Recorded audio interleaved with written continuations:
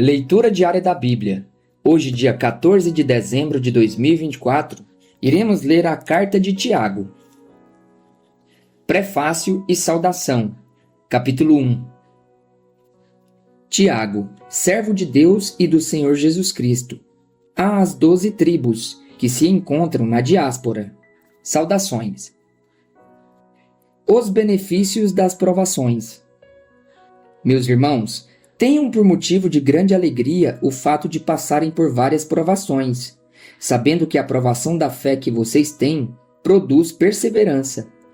Ora, a perseverança deve ter ação completa, para que vocês sejam perfeitos e íntegros, sem que lhes falte nada. Como obter a sabedoria? Se, porém, algum de vocês necessita de sabedoria, peça a Deus que a todos dá com generosidade e sem reprovações, e ela lhe será concedida.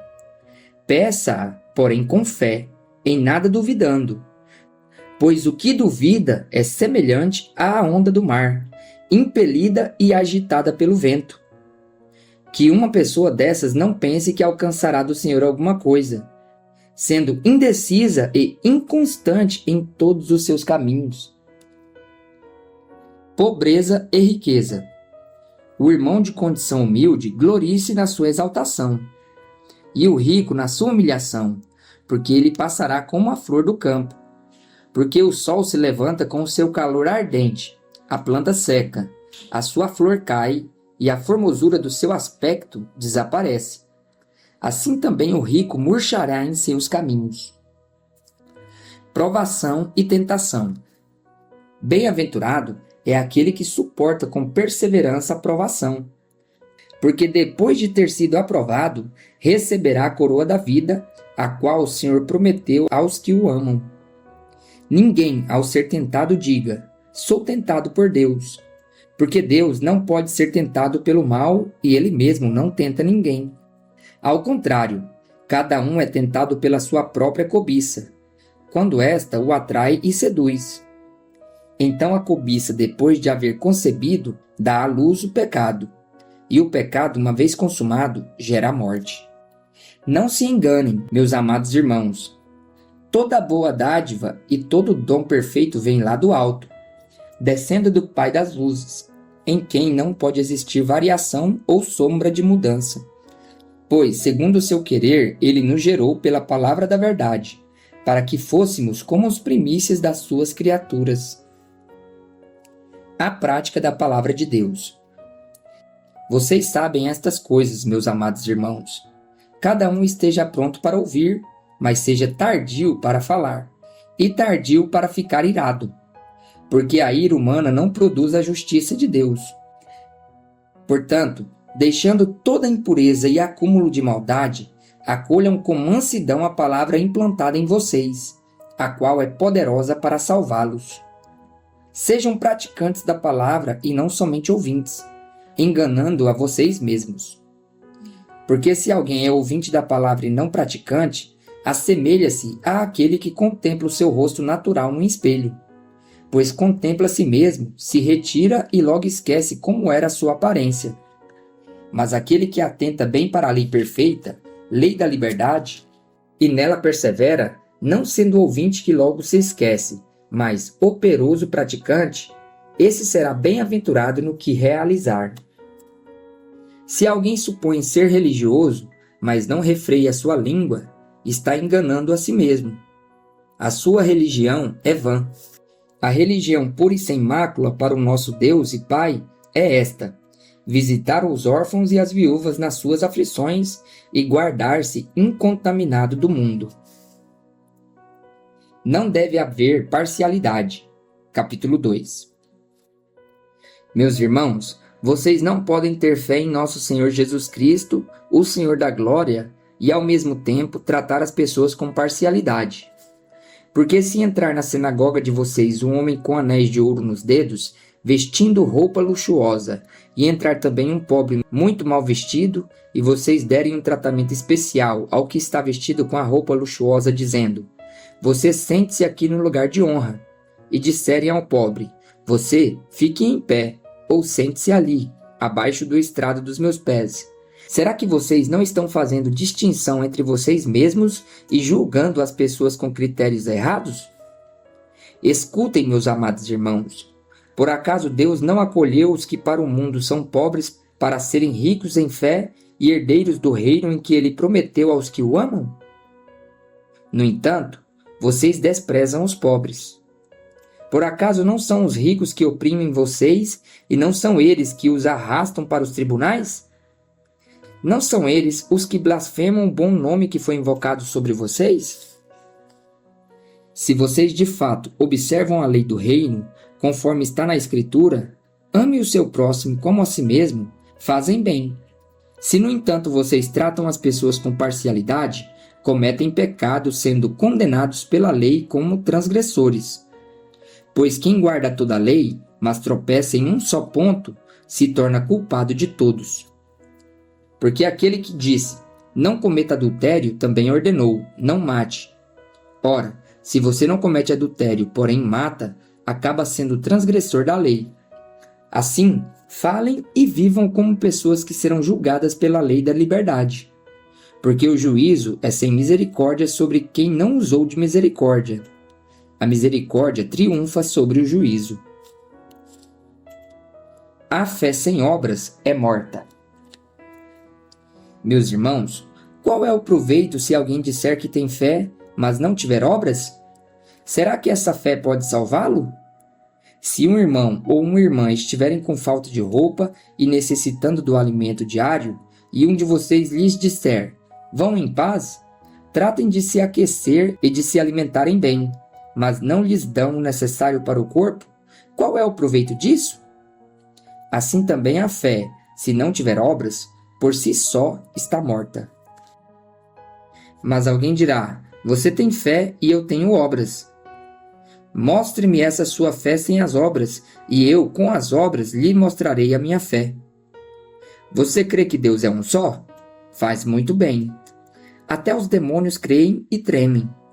Seu tolo, você quer ter certeza de que a fé sem as obras é inútil? Por acaso não foi pelas obras que Abraão, o nosso pai, foi justificado quando ofereceu seu filho Isaque sobre o altar? Você percebe que a fé operava juntamente com as suas obras e que foi pelas obras que a fé se consumou. E se cumpriu a escritura que diz, Abraão creu em Deus, e isso lhe foi atribuído para a justiça. E ele foi chamado amigo de Deus. Assim vocês percebem que uma pessoa é justificada pelas obras e não somente pela fé. De igual modo, será que não foi também pelas obras que a prostituta Raabe foi justificada quando acolheu emissários e os fez partir por outro caminho? Porque assim como o corpo sem espírito é morto, assim também a fé sem obras é morta. Dominar a língua. Capítulo 3. Meus irmãos, não sejam muitos de vocês mestres, sabendo que seremos julgados com mais rigor. Porque todos tropeçamos em muitas coisas. Se alguém não tropeça no falar, é um indivíduo perfeito, capaz de refrear também todo o corpo. Ora, se colocamos um freio na boca dos cavalos para que nos obedeçam, também lhes dirigimos o corpo inteiro. Observem igualmente os navios que, sendo tão grandes e impelidos por fortes ventos, são dirigidos por um pequeníssimo leme e levados para onde o piloto quer. Assim também a língua, pequeno órgão, se gaba de grandes coisas. Vejam como uma fagulha incendeia uma grande floresta. Ora, a língua é um fogo, é um mundo de maldade. A língua está situada entre os membros do nosso corpo e contamina o corpo inteiro. E não só põe em chamas toda a carreira da existência humana, como também ela mesma é posta em chamas pelo inferno. Pois toda espécie de animais, de aves, de répteis e de seres marinhos se doma e tem sido domada pelo gênero humano, mas a língua ninguém é capaz de dominar. É mal incontido, cheio de veneno mortal. Com ela, bendizemos o Senhor e Pai. Também com ela, amaldiçoamos as pessoas criadas à semelhança de Deus. De uma só boca procede bênção e maldição. Meus irmãos, Isso não deveria ser assim. Por acaso pode a fonte jorrar do mesmo lugar água doce e água amarga? Meus irmãos, será que a figueira pode produzir azeitonas ou a videira figos? Assim também, uma fonte de água salgada não pode dar água doce. A sabedoria lá do alto. Quem entre vocês é sábio e inteligente?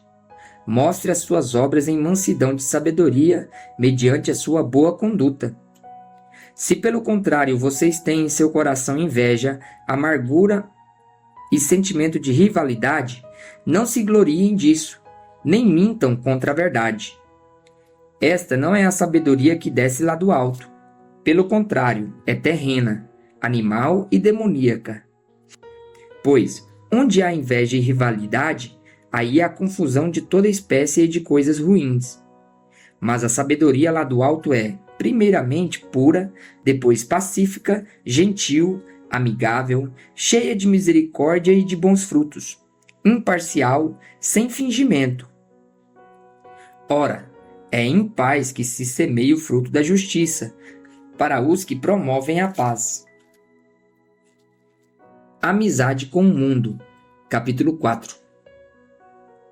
De onde procedem as guerras e brigas que há entre vocês? De onde, senão dos prazeres que estão em conflito dentro de vocês?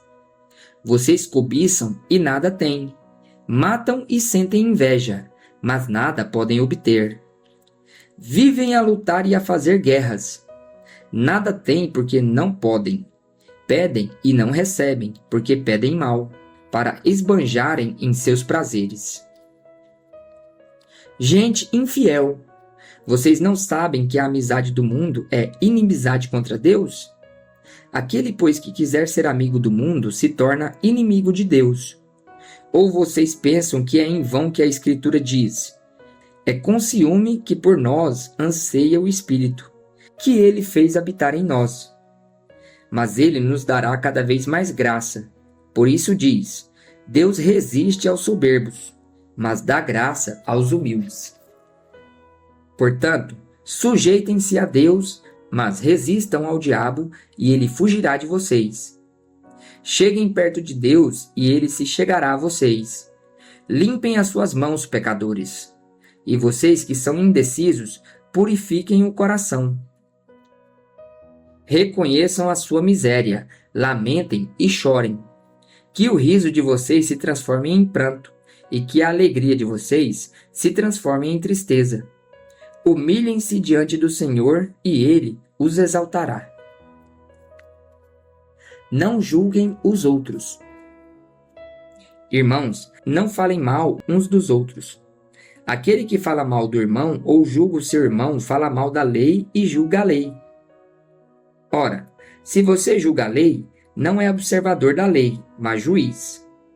Um só é legislador e juiz, aquele que pode salvar e fazer perecer. Mas quem é você para julgar o seu próximo? A incerteza da vida.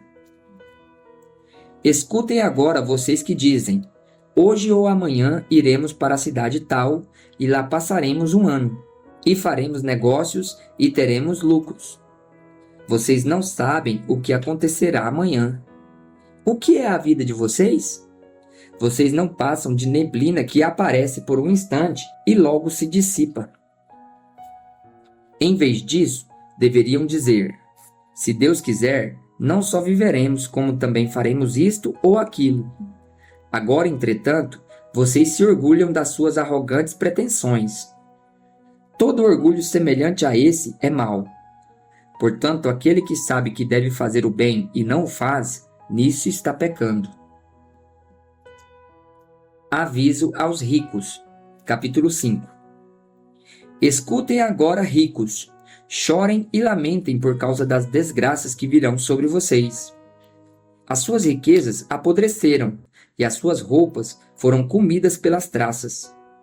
O seu ouro e a sua prata estão enferrujados, e essa ferrugem será testemunha contra vocês e há de devorar como fogo o corpo de vocês. Nestes tempos do fim, vocês ajuntaram tesouros. Eis que o salário dos trabalhadores que fizeram a colheita nos campos de vocês e que foi retido com fraude está clamando. E o clamor dos que fizeram a colheita chegou aos ouvidos do Senhor dos Exércitos. Vocês têm tido uma vida de luxo e de prazeres sobre a terra. Têm engordado em dia de matança. Vocês têm condenado e matado o justo sem que ele ofereça resistência. Exortação à paciência. Portanto, irmãos, sejam pacientes até a vinda do Senhor. Eis que o lavrador aguarda com paciência o precioso fruto da terra, até receber as primeiras e as últimas chuvas. Sejam também vocês pacientes e fortaleçam o seu coração, pois a vinda do Senhor está próxima. Irmãos, não se queixem uns dos outros, para que vocês não sejam julgados. Eis que o juiz está às portas. Irmãos, tomem como exemplo de sofrimento e de paciência os profetas, que falaram em nome do Senhor. Eis que consideramos felizes os que foram perseverantes. Vocês ouviram a respeito da paciência de Jó e sabem como o Senhor fez com que tudo acabasse bem. Porque o Senhor é cheio de misericórdia e compaixão. Conselhos diversos. Acima de tudo, meus irmãos, não jurem nem pelo céu, nem pela terra, nem por outra coisa qualquer, mas que o sim de vocês seja sim, e que o não de vocês seja não, para que vocês não incorram em condenação. Alguém de vocês está sofrendo? Faça oração. Alguém está alegre? Cante louvores. Alguém de vocês está doente? Chame os presbíteros da igreja, e estes façam oração sobre ele, ungindo-o com óleo em nome do Senhor. E a oração da fé salvará o enfermo, e o Senhor o levantará. E se houver cometido pecados, estes lhe serão perdoados. Portanto, confessem os seus pecados uns aos outros e orem uns pelos outros, para que vocês sejam curados. Muito pode, por sua eficácia, a súplica do justo. Elias era homem semelhante a nós, sujeito aos mesmos sentimentos, e orou com fervor para que não chovesse sobre a terra. E por 3 anos e 6 meses não choveu. Depois orou de novo, e então o céu deu chuva, e a terra produziu seus frutos. Meus irmãos, se alguém entre vocês se desviar da verdade, e alguém o converter, saibam que aquele que converte o pecador do seu caminho errado salvará da morte a alma dele e cobrirá uma multidão de pecados.